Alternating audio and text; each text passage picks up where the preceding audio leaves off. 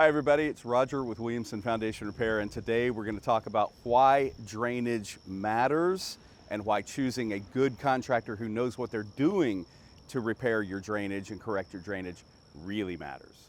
This is a drainage fail. Let's talk about it. So we're going to talk a little bit about the drainage on this house, what was done by another contractor and how it actually made things worse. So first of all, this is a pier and beam house, and as you can see, the drainage between these two homes is kind of flat. It's hard to tell on video, but it actually has a slight slope toward this house. And so it was holding water next to this. Now, holding water next to any foundation is not good, but especially a pier and beam, because the water will work its way into the crawl space. And those elevated moisture levels under there can create all kinds of problems with the wood framing in the subfloor. Another contractor was hired to come out and correct the situation, and they did a few things, and let's talk about what they did. First of all, they put a solid PVC pipe here in the middle of the two properties.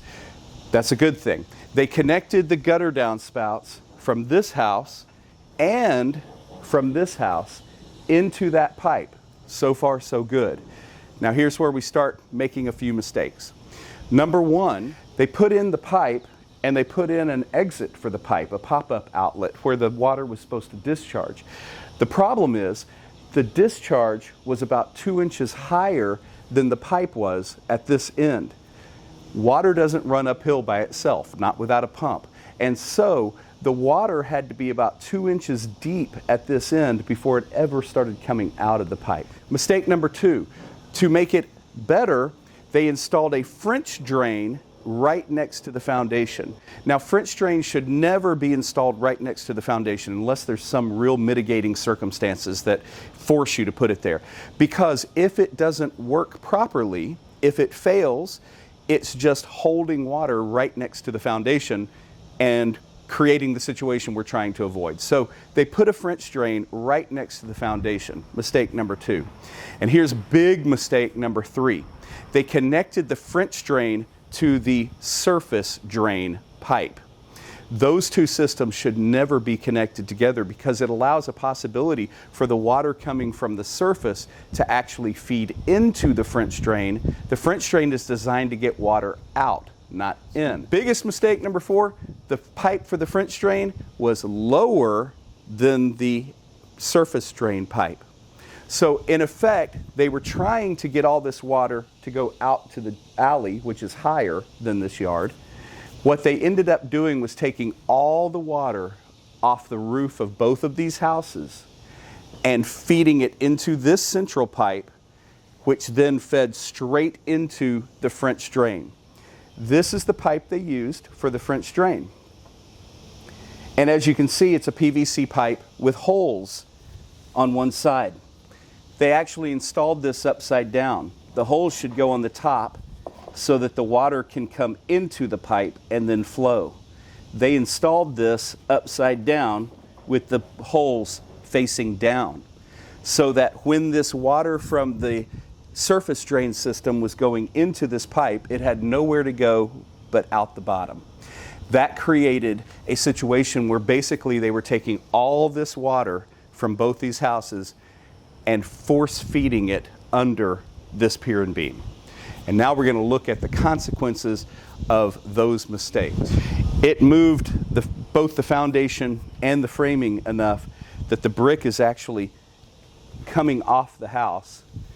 The siding has sunk down. Most of this is because all the wood holding this framing up has rotted, and rotted badly. And we're going to go inside and take a look. Come see what happened. Okay, what you're looking at here is actually a triple 2x12 beam. That means there are 3 2x12s side by side. There's been so much water and moisture under this house that it softened the wood so much that it actually has collapsed around the pier underneath it. There are areas of this where you can actually just take your foot and push it right through all 3 pieces of 2x12. In this area, you can see that the elevated moisture, while it did not actually touch these joists, just the elevated moisture caused them to rot out. When the floor was removed, this was actually the way it was found. There was almost nothing holding the floor up in this room, and it's amazing that it didn't collapse under the weight of use. The wood here is so soft you can just tear it apart with your hands. There's just no structural integrity whatsoever. When we opened the floors up in this house, there was about a foot deep of water throughout the entire crawl space.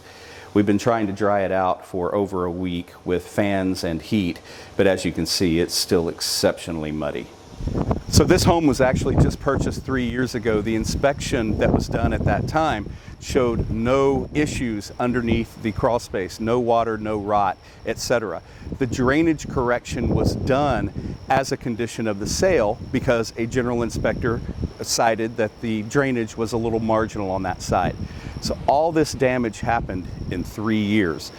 And if they had left it alone, it would have been much better, if not fine. But their drainage correction that was done by a company that claims they know how to do drainage and didn't have a clue what they were doing created about $200,000 worth of damage to this home. So I'm Roger with Williamson Foundation Repair, just reminding you to do your due diligence, do your homework. If you're hiring a company to do a drainage correction at your house, do some research, make sure they know what they're doing. Make sure you have a clear understanding of what they are trying to accomplish, and just go out and look at it. See if it makes sense to you, or have somebody else look at it just as a follow-up. Most importantly, make sure that the company you hire is insured in case a mistake is made. God bless America. I'm Roger with Williamson Foundation Repair. We'll see you soon.